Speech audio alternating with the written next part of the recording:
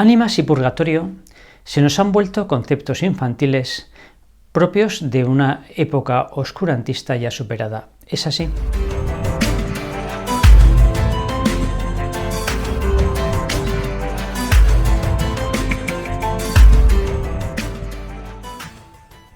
El aire que respiramos es intensamente materialista.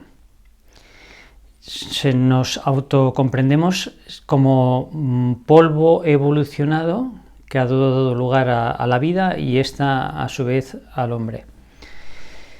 El evolucionismo radical materialista es la antigua metafísica, la explicación profunda de todo. Esto es un cuento, ya lo dirán los filósofos de la postmodernidad, Lyotard, Derrida, Foucault. Esto es un relato, esto no es ciencia, pero comulgamos con ello como si lo fuese, como si fuese una verdad incontestada, cuando tenemos unas experiencias, todos, a las que podemos acudir con mucha facilidad, que nos muestran que no somos simplemente materia. Tenemos evidentemente experiencia del cuerpo, pero también tenemos experiencia de un principio incorpóreo, es decir, una capacidad de dar golpes de estado contra la determinación de la materia. Nos autocomprendemos, es decir, nos observamos desde fuera, nos juzgamos a nosotros mismos, nos desdoblamos, algo que la materia no puede hacer, y también nos autodeterminamos. Puedo decir, estoy viendo este rato de meditación, o esta tarde haré lo otro, o mañana, o incluso a lo largo de toda mi vida voy a hacer esta cosa, voy a entregar a esta persona. Algo que evidentemente la materia tampoco ni puede decidir ni puede cumplir. Hay, por tanto, un principio que moldea la materia, la vuelve totalmente singular. Y experimentamos también, en tercer lugar, no solo que tenemos materia, no solo que tenemos un principio de tipo espiritual, sino que ambos principios están unidos indisolublemente. Pensamos a través del cerebro. Cuando realizamos operaciones espirituales, como puede ser el estudio o la oración, también nos cansamos físicamente. Y al revés, cuando estamos cansados físicamente no podemos estudiar o hacer oración. Las fuentes de energía por las que recibimos las fuerzas para vivir son de tipo material, dormir por ejemplo, y de tipo espiritual, rezar. Hay en el fondo de esa doble dimensión de la persona, hay siempre un yo, un sujeto, un protagonista, que es quien administra y decide sobre esas facultades tanto sensibles como espirituales. Yo soy mucho más que la inteligencia. Mi dimensión espiritual no es solo la facultad, sino quien la administra. Hay personas que ejercitan la inteligencia y cultivan la voluntad y personas que en cambio no. Lo espiritual, lo característico, el núcleo de la persona es ese yo responsable, irrepetible, que es quien va trabajando, moldeando a la persona y la va realizando como una persona hecha y derecha. Jesús en muchos lugares del Evangelio nos habla de esta dimensión espiritual. No tengáis miedo a los que pueden matar el cuerpo pero no el alma. Esta doble dimensión, cuerpo, alma. No tengáis miedo a estos. Temed a los que pueden arrojar en la gehenna, en el infierno, el cuerpo junto al alma. Estos, ¿no valéis vosotros mucho más que unos pajarillos? Dice el Señor. Hoy que avanzamos en nuestras legislaciones, en nuestra cultura, hacia un animalismo en el que se va dotando de derechos cada vez más humanos a los animales y se va, en cambio, recortando los derechos característicos del hombre al ser humano, como puede ser la objeción de conciencia. Hoy, en cambio, el Señor nos dice esto: valéis mucho más que unos pajarillos, mucho más que un animal. No sois un animal irracional, pues evolucionado, un poco más complejo. Sois algo sustancialmente distinto. Sois mucho más. San Pablo dice que la gloria de Dios es el hombre viviente, que significa que a Dios le damos gloria realizándonos como hombres. El hombre de platino iridiado, aquello que Dios pensó cuando nos creó. Así como los animales irracionales se van realizando de manera automática, se van desplegando, simplemente están conducidos por los instintos automáticamente, y así un potro se termina realizando en caballo sin tomar ninguna determinación. En cambio, al hombre le es entregada la vida como encargo, como trabajo, como tarea. Nos recibimos a nosotros mismos para hacer de nosotros eso que Dios ha querido que seamos, hombres hechos y derechos. Tenemos un trabajo que hacer para ser aquellos a los que estamos llamados a ser. Por eso en el Evangelio también hay alguna escena muy inquietante en la que el Señor describe cómo algunas personas llegan a su presencia el día del juicio y les dice: no os conozco, que significa no os parecéis en absoluto a aquellos en los que yo pensé, a los que teníais que haber llegado a ser. Sois, y poniendo un ejemplo dualista que no se puede aplicar por tanto automáticamente al hombre, como quien tiene un campo que no ha cultivado, que es pues un desierto, es un erial, cuando teníais que haber pasado la reja, sembrado, regado, abonado, y tendríais pues unos frutos que alimentarían a los hombres y también a Dios. Tenemos un trabajo que hacer. Hace unos días una profesora del colegio en que trabajo propuso a sus alumnos de cuarto de primaria que formulasen la pregunta que les gustaría hacer a Cristo si se encontrasen con Él cara a cara. Y podemos imaginar lo variado y lo imaginativo de esas preguntas, porque los niños pues tienen una manera de mirar la realidad muy natural, muy virgen, muy sorprendente. Pero de todas esas preguntas hay algunas que a mí me han llamado más la atención, más que por su imaginación, por su sabiduría, por su profundidad. Y una de ellas, que puede parecer sencilla, sin embargo no lo es, dice: yo le preguntaría a Jesús: ¿me conoces? Jesús, ¿me conoces? Porque viene a decir esa pregunta: Jesús, ¿soy como has pensado que sea? ¿Soy tu amigo? ¿Me parezco a ti? ¿Pertenezco a tu familia? ¿Tengo los rasgos familiares? ¿Me reconoces? Cuando Moisés es enviado al pueblo de Israel para sacarlo de la esclavitud de Egipto, y el patriarca pide a Yahvé que le dé alguna credencial para presentarse ante los judíos. ¿Qué les digo? ¿Quién me envía?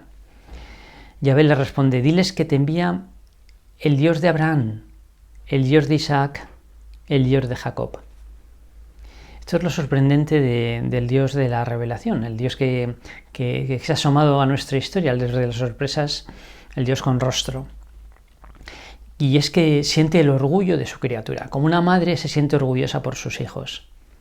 El Dios de Abraham, este es mi título, el Dios de Isaac, el Dios de Jacob, el Dios de Antonio, el Dios de Ricardo, el Dios de Isabel. Lo contrario de ese no os conozco, no sé quiénes sois. Tenemos un trabajo que hacer, y es llegar a ser esos. Y esos rasgos que nos identifican con Cristo y que nos hacen reconocibles son las virtudes. En realidad, el día del juicio seremos juzgados en el amor. Pero escolásticamente, si pudiésemos hacer una disección por motivos pedagógicos del amor, resultarían las virtudes. Es como la desmembración del amor. Las virtudes no son más que dimensiones, aspectos de un amor verdadero. No son fibras, no se dan solas, son tejido. Pero para analizarlas y para mirarse en el espejo, para ver en qué podemos mejorar en el amor, realmente tienen un valor importante. Estamos llamados a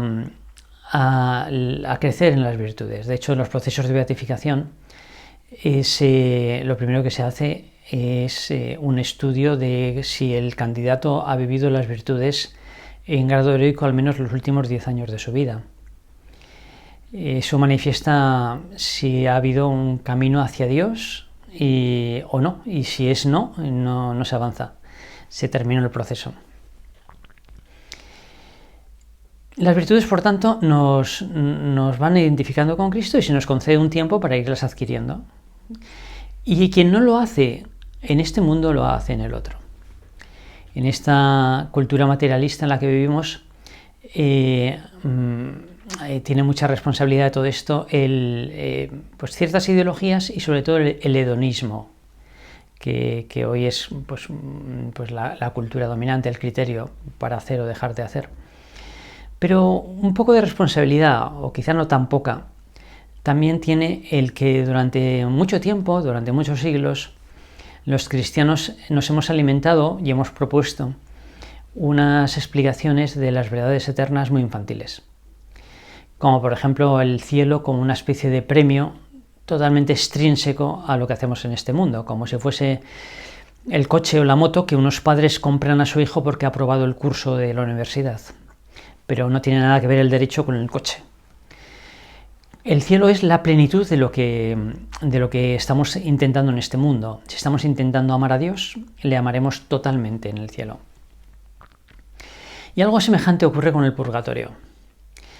Hemos entendido el purgatorio como un lugar o un estado de tránsito, que lo es, donde pues ya seremos muy felices porque sabemos que acabaremos en el cielo. Y las cosas no son, me parece, exactamente así. Porque la purificación del purgatorio no es más que el cumplir allí, el realizar la tarea que no hemos hecho en cambio en este mundo. Solo que con una diferencia importante. Allí ya no podemos merecer. Una vez que morimos, nuestra voluntad queda fijada y esa purificación y ese adquirir las virtudes que nos faltan se hace por otra vía, por la vía del sufrimiento, por la vía de la contemplación del amor, que nos va quemando, nos va purificando. Algo extremadamente doloroso, tanto que en este mundo no existe un dolor que se pueda comparar ni podemos imaginar el dolor del purgatorio. No deberíamos pactar con ir al purgatorio. Deberíamos temer el purgatorio. Y deberíamos aspirar a saltarnos el purgatorio de la torera, como tantas veces proponía San José María. Y esto no solo ni principalmente por la vía de ofrecer cruces, sacrificios, reveses, infortunios, injusticias. No solo por ahí, ni por la de ganar indulgencias plenarias, que también todo esto está estupendo, sino fundamentalmente por la vía de hacer la tarea para la que hemos sido creados, es decir, ir adquiriendo las virtudes. Las virtudes que no adquiramos aquí, las tendremos que adquirir allí, y eso es el purgatorio. Por eso podemos pasar el purgatorio en este mundo en la medida en que luchamos por amar más y más virtuosamente. Tradicionalmente las virtudes se han clasificado a partir de 4 virtudes teologales que dependen de la gracia de Dios y las virtudes morales que se pueden conseguir por la repetición de actos. Y estas virtudes morales se han clasificado a partir de 4 fundamentales que por eso se llaman las virtudes cardinales, de cardo, de quicio. Debajo de cada una de ellas hay un montón de otras virtudes menores o aplicaciones de estas. Y estas 4 virtudes, siendo las más importantes, sin embargo, entre ellas tampoco son iguales. Las hay más importantes y menos importantes. La más sencilla, la más básica, vamos a decir, es la virtud de la templanza, que es la virtud que introduce orden en los deseos sensibles. las cosas que nos gustan naturalmente, las cosas que producen placer. El placer no es malo, pero justamente por eso esconde el peligro de entregarnos a él de manera desordenada. Y cuando esto ocurre, nos podemos entregar al placer de la comida, al placer de la bebida, al placer del sexo, al placer de la comodidad, de manera desordenada. Y la templanza es la que ordena esta inclinación.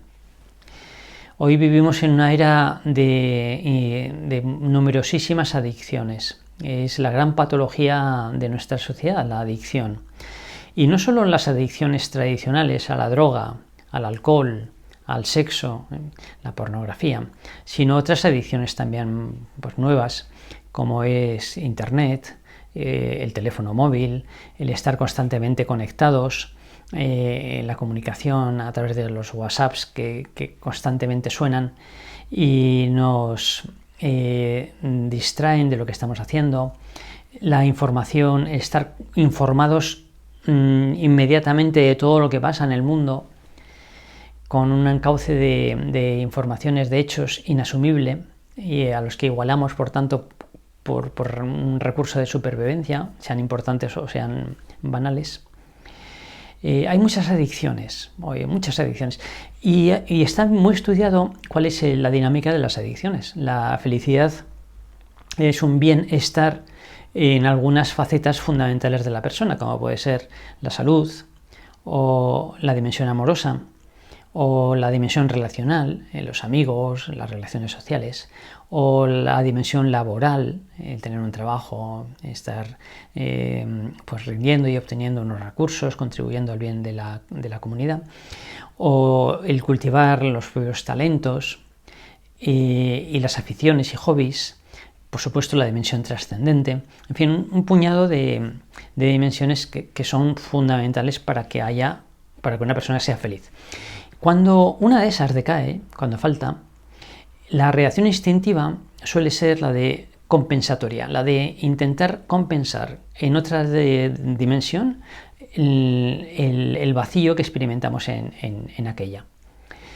Y así, por ejemplo, cuando un matrimonio se rompe, cuando una persona fracasa en el amor, no es raro que se zambulla, se sumerja en el trabajo o en el deporte o incluso en la iglesia, que se dedique de una manera compulsiva a las actividades de la parroquia. En realidad, esta persona está escondiendo un dolor, está intentando compensarlo de otra manera, y como eso no funciona, intensifica la dosis en un dinamismo que genera la adicción. Llega un momento en que ya se necesita aquello y cada vez más y más y más. Lo que conviene hacer en todos los casos es mirar ese dolor de frente. La adicción es como las lucecitas que en el coche indican que hay una avería. Y no deberíamos trabajar en contra de la adicción, atacarla en directo, sino ver qué nos está indicando. Ver la raíz. No se trata de apagar esa lucecita, sino ver lo que indica esa lucecita. Y probablemente descubramos que o estamos mal, tenemos un problema de salud o tenemos un problema de soledad, y una vez visto, lo compartimos con el Señor, vamos donde Jesucristo, que sabe mucho de soledad y sabe mucho de sufrimiento en la cruz, lo compartimos con Él y entonces somos capaces de ser felices también en esa situación. Eso se puede convertir en amor. Se puede ser feliz en la cruz. Cristo estuvo en la cruz y fue feliz en ella, con todo el sufrimiento que supuso, pero feliz. Es decir, se podía desclavar en cualquier momento, está diciendo quiero. Por eso la templanza es esa virtud que introduce orden y que ese orden en los deseos sensibles a su vez está garantizado por la unión con Cristo, compartiendo con Cristo lo que nos falta, en lugar de buscar una compensación a eso que nos falta en las realidades puramente sensibles. Una segunda virtud cardinal es la fortaleza, que es la que introduce orden en los deseos irascibles, es decir, ante los desafíos, los proyectos, los problemas, los peligros, el futuro. Ante todo eso, una persona puede sentir en un extremo miedo, en el otro temeridad, se puede enfrentar a objetivos, a proyectos, a desafíos que no le corresponden, que no son los suyos, para los que no está preparado. Y entre medias, como siempre, la virtud es la fortaleza. La fortaleza se manifiesta fundamentalmente en forma de serenidad. No es fuerte el que ataca, es fuerte el que está sereno cuando es atacado, cuando sufre alguna adversidad o tiene por delante un desafío o un proyecto difícil. Le falta fortaleza, en cambio, al que está constantemente quejándose, lamentándose, es pesimista, es tristón, se pone muy nervioso, es tenso. En fin, hay que ver qué ocurre ahí, porque todo esto se pueden deber a distintas causas, pero muchas veces lo que falta es fortaleza. La fortaleza es, por tanto, la virtud que hace a la persona serena. Cristo, que se dirige a Jerusalén mirando de frente a la cruz. Y detrás van a un poco de distancia el resto de sus apóstoles, muertos de miedo, porque adivinan lo que va a pasar. Una tercera virtud cardinal superior a estas dos es la justicia. Es superior porque se refiere al otro, es dar a cada uno lo suyo, y por tanto está más cerca de la caridad, mientras que la templanza y la fortaleza se refiere a uno mismo, es introducir orden en las tendencias, tanto concupiscibles como irascibles, mientras que la justicia ya se refiere al otro, se refiere a la caridad, seremos juzgados un día a la caridad. Y además es superior porque radica en la razón. Así como la templanza y la fortaleza están al servicio de la razón, es decir, solamente una persona templada y fuerte es capaz de pensar bien, una persona esclava se engaña, un mal estudiante llega a casa y se convence que no tiene que hacer tarea, y una persona miedosa o temeraria también se engaña, están al servicio de la razón. La justicia es el ejercicio de la razón. Nos dice qué tenemos que hacer, cómo nos tenemos que relacionar con los demás, qué les debemos. Dar a cada uno lo suyo. El otro puede ser tanto la autoridad, y de ahí viene la justicia legal y distributiva, como el igual, el cónyuge, el hijo, el vecino, el compañero de trabajo, el amigo, el agente en general, la justicia conmutativa. Y si nos miramos en el espejo, en esta virtud de la justicia, quizá nos quedemos muy tranquilos enseguida pensando que no somos ladrones ni personas injustas, que no tenemos conciencia de ver nada importante a nadie. Pero hemos de pensarlo un poco más despacio, mirarlo con más atención, porque un principio fundamental de la doctrina social de la Iglesia es la distribución del destino universal de los bienes. Todos los bienes que existen están al servicio, en primer lugar, de la satisfacción de las necesidades básicas, imprescindibles, vitales. Una persona que tenga verdadera necesidad toma un alimento de un mercado porque necesita para sobrevivir y no roba. Eso le pertenece. Solo en un segundo momento tiene lugar, cabe la propiedad privada, pero hay un destino universal de los bienes.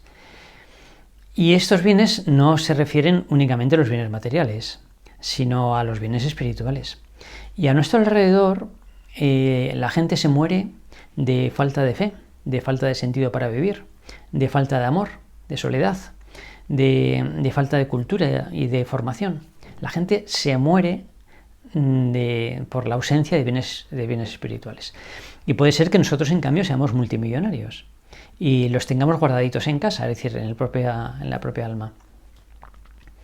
Claro que aquí hay una dificultad particular, y es que cuando alguien pasa hambre le ofrecemos alimento y casi siempre lo acepta, mientras que cuando lo que faltan son bienes espirituales, eso tiene un efecto perverso de que quien carece de esos bienes generalmente los rechaza.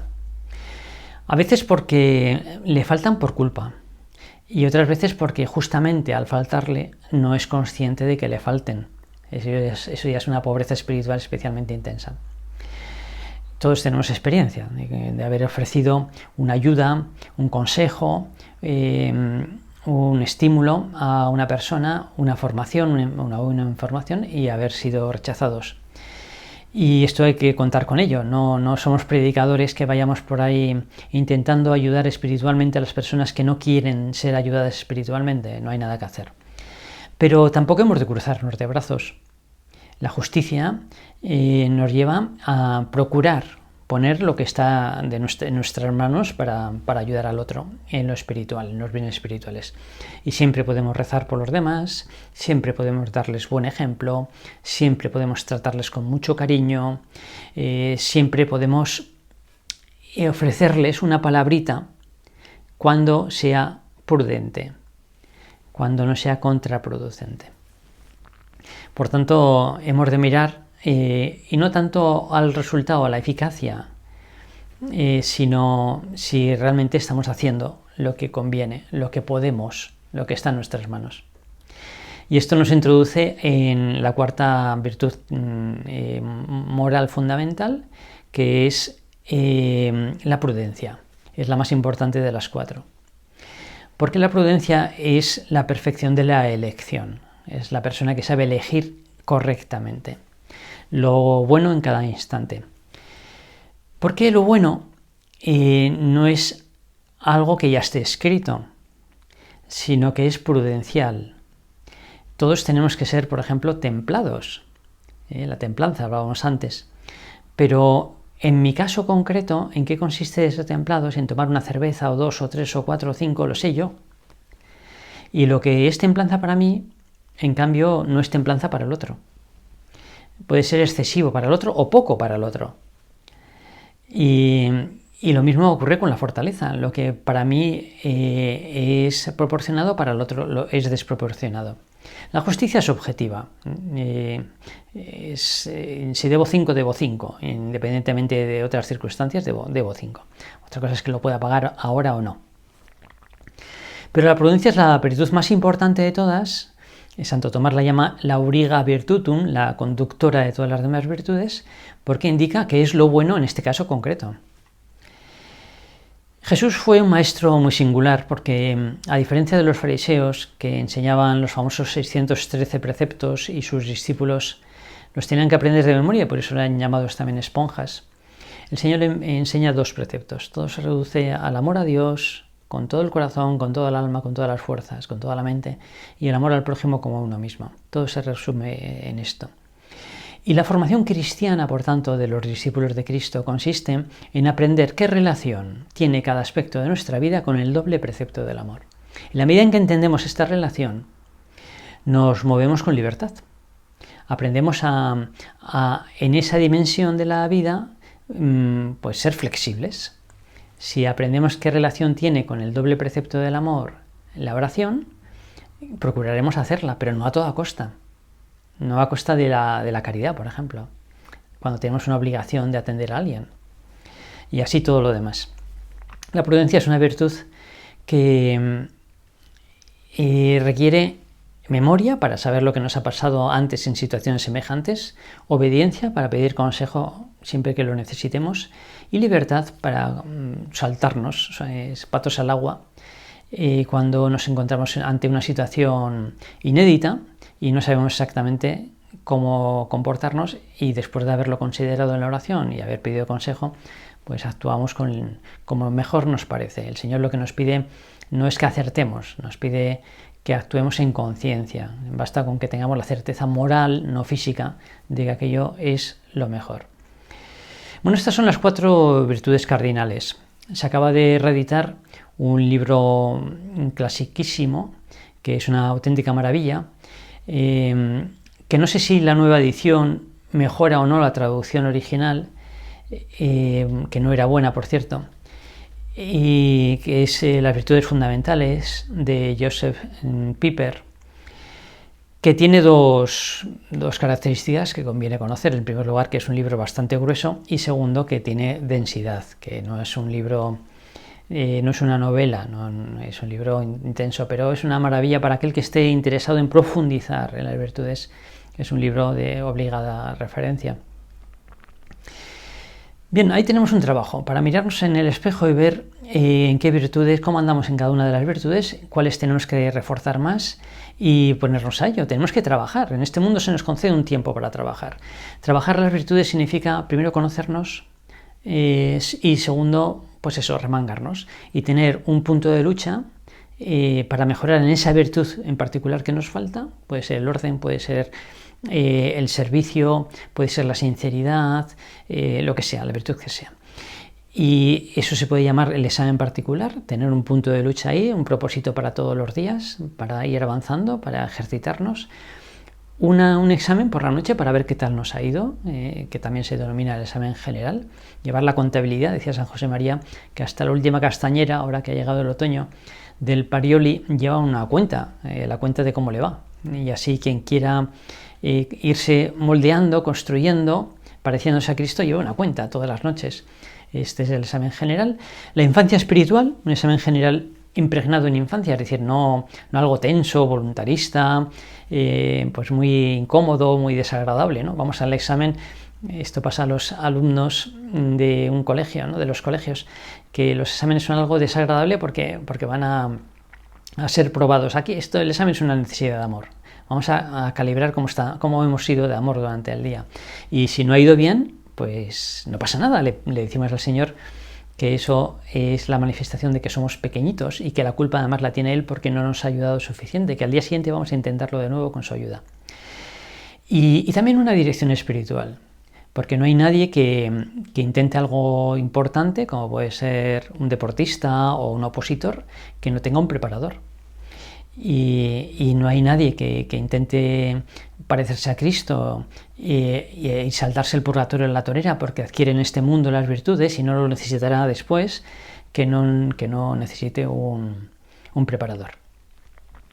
Para terminar, quisiera simplemente añadir alguna pincelada sobre las etapas que tradicionalmente se han descrito en este camino de las virtudes o de la santidad o del amor perfecto. Y tradicionalmente se ha dicho que cuando una persona quiere crecer en las virtudes en general o en una en particular, le aguarda una primera etapa denominada purgativa. Se llama así porque en ella predomina la purgación, es decir, el esfuerzo. Y esto ya nos dice mucho de todo lo que estamos meditando. Y es que el purgatorio nos lo podemos saltar en esta vida haciendo la tarea ahora y no luego. Es decir, adquiriendo las virtudes ahora por la vía del amor y la repetición de actos de esa virtud y no después por la contemplación del amor y el fuego. Y esta primera etapa purgativa consiste en, supongamos, una persona que es muy desordenada, ¿no? O que es muy impuntual, en concretarse algunos puntos de orden, unos propósitos de orden y vigilar, procurar vivirlos para ir adquiriendo la costumbre. Quien recorre generosamente esta primera etapa, antes o después ve que aquello compensa, que va creciendo, que le une a Dios, que si está luchando en el orden las cosas se encuentran más fácilmente, están en su sitio, o sea, ve que eso vale la pena. Es lo que se denomina la etapa iluminativa. Y avanzando todavía más, llega un momento en que ya ha adquirido la virtud y los actos de esa virtud no le cuestan en absoluto. Deja las cosas ordenadamente, o es puntual, o es sonriente, o es generoso, de manera espontánea, porque ya tiene la virtud, pero no por manía, y por eso lo hace unido al Señor, mientras dice una ejaculatoria, un movimiento del corazón, junto a Cristo. Por eso esta última etapa se denomina etapa unitiva, y ya se ve que tiene una semejanza muy grande con el cielo, mientras que la primera, la purgativa, tiene mucho que ver con el purgatorio. San Juan de la Cruz enseñaba esto antes todavía con las famosas noches oscuras, donde distingue la noche activa de los sentidos, los pequeños sacrificios materiales, la noche activa del espíritu, introducir el amor en las facultades internas, la memoria, la imaginación, los sentimientos, que si se recorren esas primeras etapas bien, el Señor nos toma en serio y entonces nos introduce en el horno purificatorio Él, lo que se denomina la noche pasiva, tanto de los sentidos, una sequedad que no es consecuencia de la tibieza, sino de que Dios nos dice, ámame más que mis consuelos, y finalmente la noche pasiva del Espíritu, que es la iluminación para vernos como Dios nos ve. Esto se podría explicar también de una manera más sencilla, más gráfica, a través de una escalera compuesta de 4 escalones, donde el primero, el más sencillo, sería la purificación o la mortificación corporal. Por ejemplo, el ayuno, que hoy está bastante de moda, entre el ayuno discontinuo, entre las personas que simplemente quieren tener una salud o un estado de forma pues bueno, ¿no? Y eso hace que cuerpo y alma, aunque están unidos sustancialmente, misteriosamente también están separados, están divididos, enfrentados, como que tiran en direcciones distintas, pues cuerpo y alma, la mortificación corporal establece entre ellos una cierta coordinación, que se llevan mejor. Estamos entonces en condiciones de subir el segundo escalón, que son las mortificaciones pequeñas. Y a pesar de ser pequeñas es más difícil que la corporal porque son constantes. Ese detallito, esa sonrisa, ese escuchar. Entonces podemos subir el tercer escalón, que es la mortificación interior. El amar con la imaginación, con la memoria, con la atención y sobre todo con los sentimientos. Los sentimientos hay que santificarlos. Hay que mirarlos de frente porque son una reacción, un tipo de conocimiento intuitivo, no directamente racional, juzgarlos, ver si son proporcionados o no, y según eso, pues convertirlos en amor, pastorearlos. Y finalmente, el último escalón, el cuarto, sería la mortificación pasiva, cuando ocurren esas cosas que no hubiésemos elegido nunca y sin embargo somos capaces de convertirlas en amor.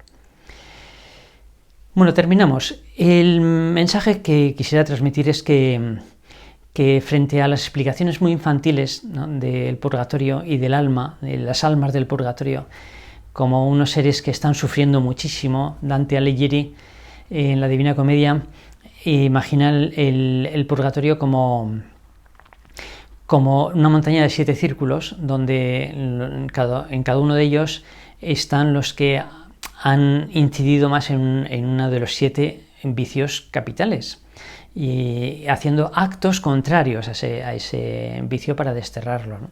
Y así, por ejemplo, los soberbios están cargando con un gran pedrusco que les tiene pues muy pegados al suelo, al humus, la humildad, o los envidiosos caminan con las cejas y los párpados cosidos para no poder ver al prójimo, o los lujuriosos son purificados por el fuego, o los perezosos están en una agitación constante, corriendo, haciendo footing constantemente, en fin, pero esto, que es intuitivo, pasa más en este mundo que en el otro.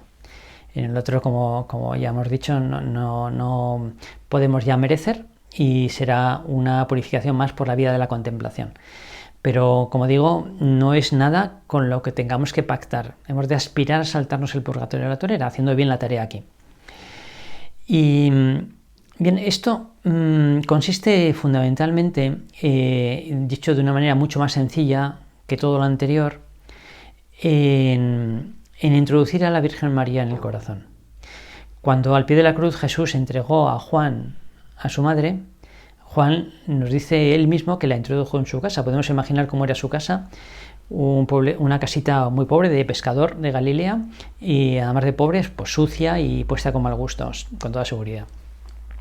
Y también podemos imaginar lo que fue ocurriendo en esa casa con el paso de los días. Teniendo a María dentro, fue desapareciendo la tierra, el polvo, la suciedad, fue apareciendo un mueblecito por aquí, unas flores por allá, fue teniendo una casa con ama, con dueña. Y eso es lo que ocurre en el corazón mariano. Van apareciendo una limpieza, un adorno, unas flores, que son las virtudes. Las virtudes al final no son más que las señales de la presencia de María en el corazón. Si somos sinceramente marianos y la tratamos y la miramos, nos irá llevando de la mano a aprender a amar y por tanto a que vayan floreciendo en nuestro corazón las virtudes y podamos saltarnos el purgatorio a la torera. Nos abrirá al día de nuestra muerte la puerta a la misma Virgen María y nos llevará directamente a Jesús.